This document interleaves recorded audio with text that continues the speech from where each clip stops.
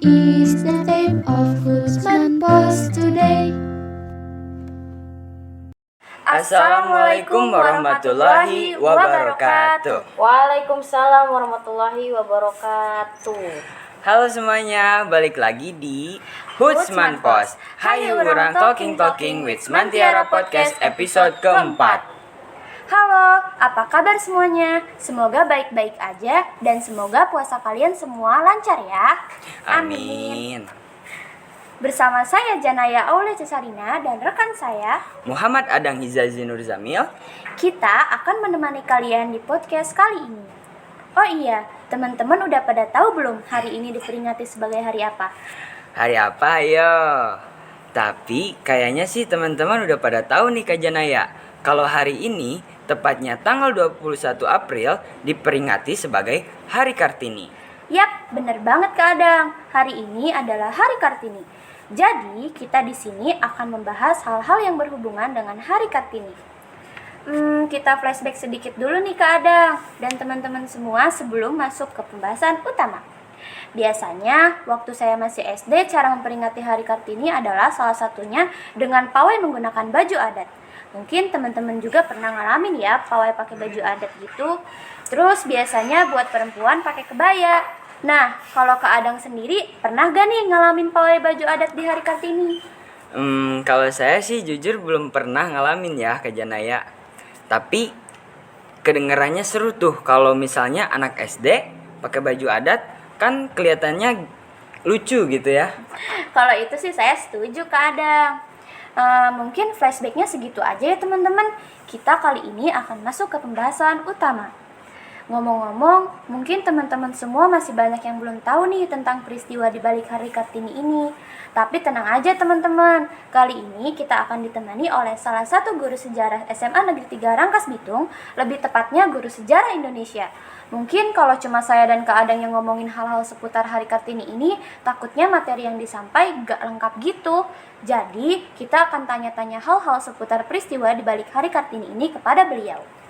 Yap, bener banget tuh Kak Janaya. Kita bakalan ngobrol-ngobrol hal-hal seputar Hari Kartini. Nah, buat kelas 10 dan 11 SMA Negeri 3 Rangkas Bitung, pastinya udah gak asing lagi nih sama guru yang satu ini. Karena cara ngajarnya yang santai, seru, dan gak bikin ngantuk. Guru ini tidak lain dan tidak bukan adalah Ibu Fadila. Assalamualaikum Ibu. Halo. Waalaikumsalam anak. Jadi malu nih. Gimana kabarnya Bu? Alhamdulillahirrahmanirrahim. Alhamdulillah. Oh iya, gimana Bu puasanya hari ini? Lancar kan?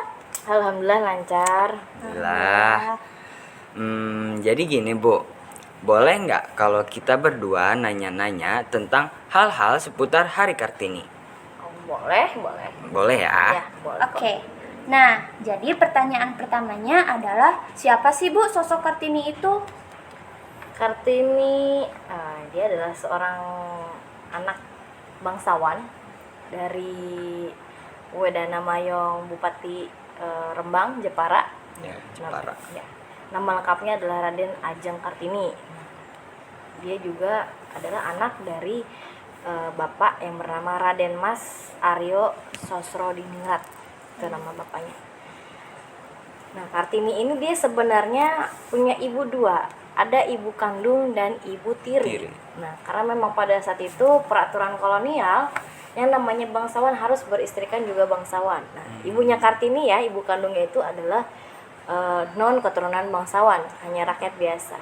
Dan sampai pada akhirnya bapaknya menikah lagi dengan ibu tirinya Kartini yang keturunan bangsawan dari kerajaan Madura pada saat itu.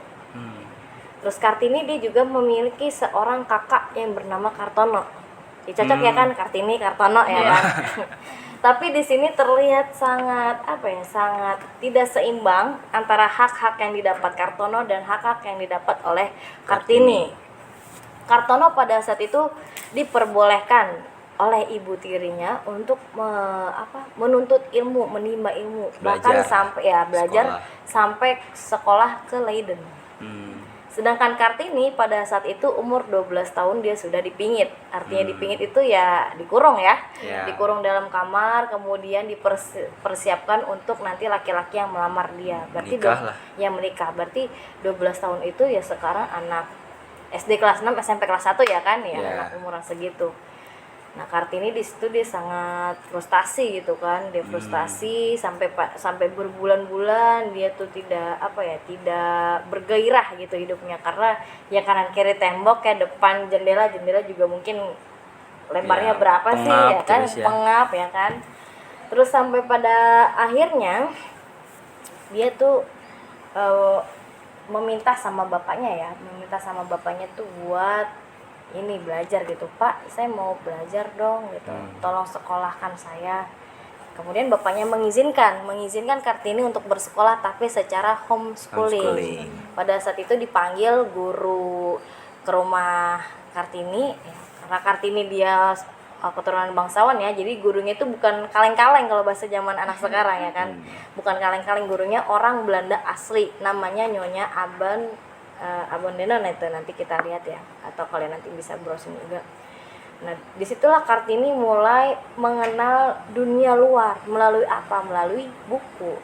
Dia tahu politik, sosial, ya baca-baca, hukum, dan juga sejarah. Nah, Kartini awal mulanya itu dia terinspirasi sama buku Max Havelaar. Tahu kan buku Max Havelaar siapa yang nulis? Ya. Siapa?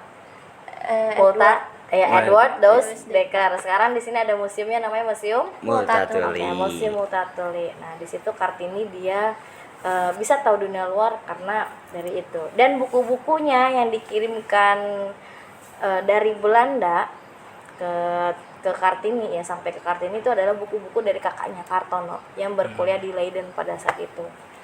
Jadi memang pada saat itu orang-orang bangsawan mereka bisa memanfaatkan privilege bapaknya untuk apa? Menimba ilmu, Belajar, ya, sekolah. buat belajar. Ya saya juga kalau turunan bangsawan pengen sih. Tapi ya gitulah. Ya, oke, baik. Nah, sekarang pertanyaan yang kedua nih, Bu. Pertanyaannya adalah, apa sih peristiwa di balik Hari Kartini ini dan apa yang diperjuangkan oleh Kartini? Oke, peristiwa di balik Hari Kartini. Kita memperingati Hari Kartini tiap tanggal 21 April. 21 April. Nah, Kartini sendiri lahir pada tanggal 21 April. Nah, terus sebenarnya kan kita itu mengingatnya Hari Kartini adalah hari ajang di mana kita menunjukkan kebaya-kebaya, baju-baju adat ya. Terlebih kita yang sebagai perempuan itu sudah dipahat atau dibentuk bahwasannya perempuan atau Kartini ini ya inilah dia sosok wanita yang berkebaya. Padahal lebih dari itu makna di balik Hari Kartini. Ada maknanya apa? Contohnya emansipasi wanita, terus pembebasan wanita dari budaya feodal. Nah, budaya feodal itu adalah budaya yang yang istilahnya itu memperbolehkan wanita hanya bekerja di bidang sumur, kasur, dan dapur. Oke, kalau di dapur kita ngapain misalnya nih? Masak. Oke, kalau di sumur nyuci. Oke, kita nyuci ya. Terus kalau di kasur kita tidur. Tidur dengan pasangan kita atau suami kita. Nah, jadi memang pada saat itu kan masyarakat kita memperbolehkannya atau mengaturnya perempuan tuh gak boleh kerja kayak gitu, nggak boleh sekolah perempuan, 12 banyak gak bolehnya 12 tahun itu udah harus nikah. Sampai sekarang pun masih ada ya, masih stereotipnya. Iya, stereotipnya yang seperti itu gitu. Perempuan ibaratnya kalau dia belum menikah umur 20 tahun itu dianggapnya perawan tua. Jadi namanya budaya feodal, budaya patriarki mau kita hapuskan juga agak susah. Makanya sampai ada slogan-slogan yang di Instagram itu saya suka ngeliat, yuk nikah muda gitu. Ya kan? Kartini di masa muda itu memperjuangkan hak-hak kita, memperjuangkan hak-hak kesetaraan perempuan. Masa yang perempuan pengen nikah muda gitu kan? Padahal kan tidak semuanya nikah muda itu makmur, bisa jadi ada misalnya kekerasan dalam rumah tangga, terus apalagi terus praktek patriarki yang artinya adalah penindasan perempuan di bawah laki-laki dan laki-laki menjadi superior. Menjadi superior adalah misalnya gini nih, laki-laki tuh menganggap nomor 1. Nah, nomor 1 itu kan berarti kepala, perempuan nomor 2 berarti leher. Nah, seharusnya kalau misalnya laki-laki itu dia menganggap seperti itu, dia bisa mikir gitu. Kepala bisa bergerak kanan kiri karena adanya Leher. Coba kalau nggak ada leher, Nggak bisa bergerak. kepala buntung dong ya kan? Iya. Iya, jadi makna di balik Hari Kartini adalah perjuangan kesetaraan antara laki-laki dan perempuan. Karena Kartini itu dia pengen kayak Kartono kakaknya. Kartono aja bisa belajar, masa saya Jadi enggak. motivasinya tuh Kartono gitu. Iya, menjadi acuannya Kartini waktu itu adalah Kartono. Nah, ketika dia dipingit itu dia selalu rindu sama kakaknya. Karena kakaknya itu yang suka kasih support ke Kartini. Terus sampai dia ngirimin buku dua peti atau 3 peti ya. Zaman dulu kan nggak pakai kardus, pakai Iya. peti kayu zaman dulu. Peti kayu, iya peti kayu dari Leiden langsung itu di Belanda. Makanya Kartini itu yang menjadi sosok inspirasi adalah kakaknya Kartono. Wah, hebat juga ya perjuangan sosok Kartini ini. Nah, sekarang pertanyaan yang terakhir nih Bu. Apa sih dampak perjuangan sosok Kartini terhadap masa sekarang? Dampak perjuangannya sosok Kartini itu di masa sekarang, ya kita bisa lihat ya, banyak perempuan yang sudah bisa bebas dari pemikiran feodal, dari aturan-aturan kolot lah zaman baheula gitu ya. Maksudnya tuh yang tadinya perempuan, ya udahlah perempuan mah di rumah aja gitu. Udahlah Nggak boleh perempuan, kerja, nggak usah kerja. Iya, nggak usah kerja, biar Nggak ada aja. suami. Iya, di dapur aja ngurus suami, ngurus anak. Kita bisa lihat kan sekarang banyak ya. Kalau misalnya tidak ada Kartini, tidak ada Ibu Siti Fadila Hartanti gitu Iya. ya. Terus tidak ada lagi Ibu Reri, Iya. ya. Tidak ada lagi Ibu Iti. Benar gak? Di Benar. belakangnya II semua tuh ya kan? Iya. Jadi perannya Kartini itu adalah menginginkan perempuan berperan dalam kemajuan suatu bangsa. Ya singkatnya seperti itulah singkatnya. Iya. Oh, ternyata begitu ya Bu. Nah, tadi itu penjelasan dari Bu Fadila teman-teman tentang siapa itu Kartini, peristiwa di balik Hari Kartini, dan dampak perjuangan sosok Kartini terhadap masa sekarang. Semoga dari penjelasan tadi bisa menambah wawasan teman-teman ya. Oh iya Bu, sebelumnya terima kasih banyak nih Bu udah mau nyempetin waktunya, padahal kan Ibu sibuk gitu ya. Iya sibuk ngapain? Udah nyempetin waktunya buat ngobrol-ngobrol dan kita tanya-tanya hari ini. Makasih ya Bu. Undang lagi nanti ya. Iya siap Bu. Boleh banget. Dan nggak lupa juga minal aizin wal faizin Buat Ibu. Ya buat Ibu dan teman-teman semuanya. Jaga kesehatannya, semoga sehat selalu Bu. Dan terima kasih banyak ya Bu sebelumnya. Ya. Ya, sama-sama. Terima kasih juga lo udah undang saya ke sini ya kan. Iya. Saya juga jadi belajar lagi gitu kan mengenai tentang Kartini, Iya. mengenai emansipasi wanita gitu ya. Walaupun ada laki-laki juga. Ya harus menghargai itu ya. Adang. Iya. Betul. Saya juga harus perlu informasi itu gitu. Karena kita semua terlahir dari Wanita. Iya betul. Yaudah. Mungkin sampai di sini aja ya ngobrolnya teman-teman. Dan jangan lupa selalu jaga kesehatan dan tetap mematuhi prokes ya teman-teman. Sampai jumpa di lain waktu. Kita pamit undur diri.